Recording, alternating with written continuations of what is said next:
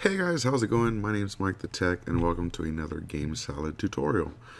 So currently the project that we left off on is our ship can fly around this level of meteors or asteroids, and they're randomly flying around at different speeds. And we have to get all the way to this end star to pass the level. But we want to make it a little bit more interesting, so let's enable shooting. How about that? So let's go back. And one thing we can do to enable shooting is to use an attribute to give our meteors health. So if I look at our actors and find our meteor, I can go over to our attributes section, and we see our game, scene, and actor attributes. And all of these are the ones that are built in, but we can add any attribute we like, so it's really expandable. If I hit this little plus sign, we see our boolean, text, integer, real, angle, and index. We want to use an integer because that is a number, and that's what we want to work with. We could also use real if we wanted to, but I prefer integer. We can also, there's boolean, which is true or false, text, which is a text string, and integer, which is a number. So I'm going to use integer, and we're going to call this integer HP. That's about it. We can change the number to 5, and that means every single one of these is going to have a starting HP of 5. So that doesn't really change anything in our game yet, but now they have HP.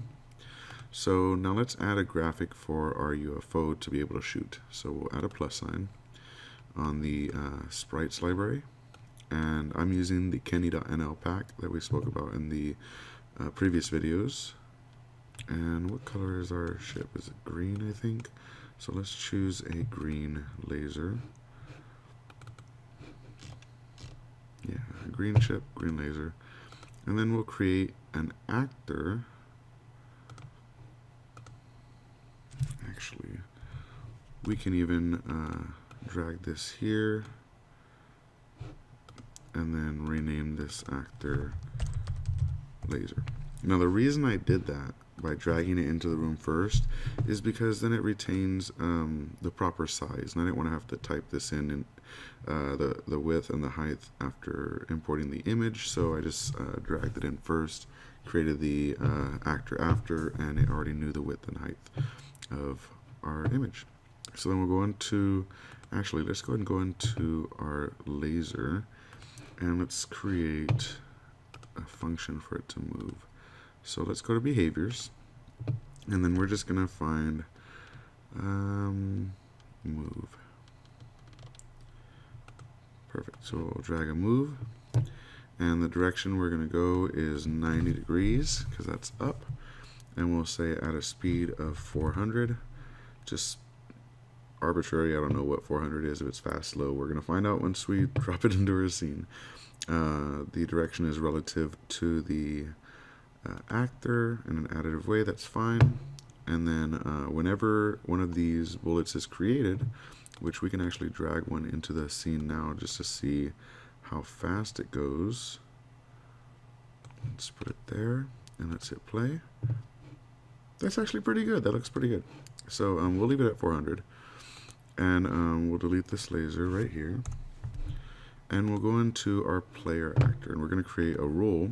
So let's close down this movement one, control camera, our collide events, we can close that, and our win event, we can close that. Let me rename these. Collide with star, collide with meteor. Great. So now let's create a new role.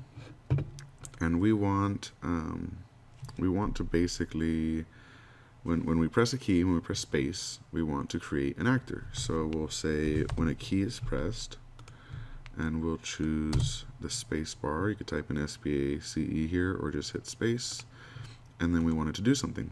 And we're going to spawn actor, and we will choose our laser, and we're going to spawn that in back of actor, and what this does is it basically chooses the layer in which to place the object or the actor. So since we have a ship already in the game, we want the laser to come out from below the ship so it doesn't look like it's obviously popping into the game. In the direction of, we could leave it as is, relative as is. If we need to change it later, we can. From position 0, 0 relative to the actor. So all this stays as is. So now let's hit play. And now, whenever we hit space, we're creating bullets. And they're actually looping through the whole game because we, in our game, let's see, where is that located? In our scene, we wrap Y. So if we turn that off, it won't happen anymore. We can shoot as many as we want, and it won't come out the bottom. It'll just end at the end. Perfect. So now we can shoot things out, but we can't actually hit the meteors yet because we haven't told the meteors what to do when they run into a bullet. So we'll create a new rule, and we'll say when the meteor collides with a laser, what do we want to do?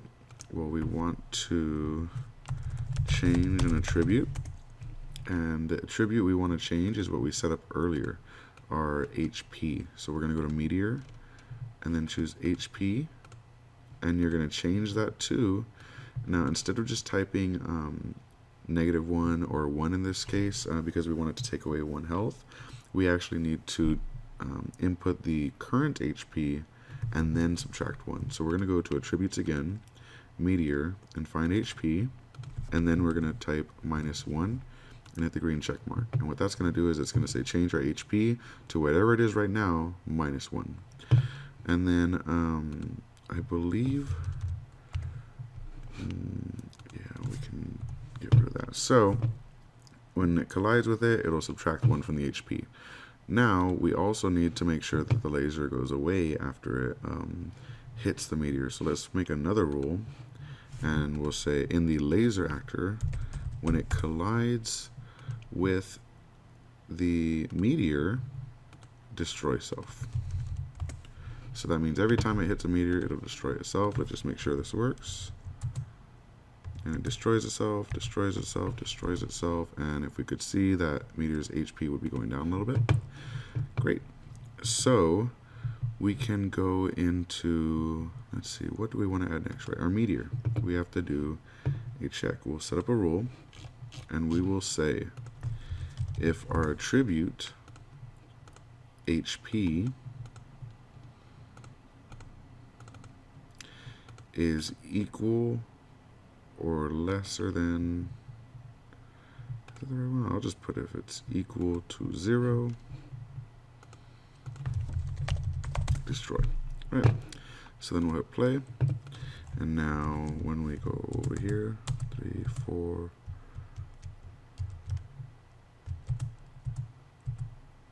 that one destroys. 3, 4, 5, it destroys. And all these are being destroyed.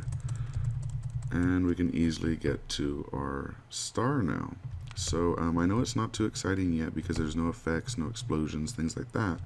But we can already see how easy it is to set up a kind of game system here where we're shooting weapons, we're destroying enemies, they have dynamic health.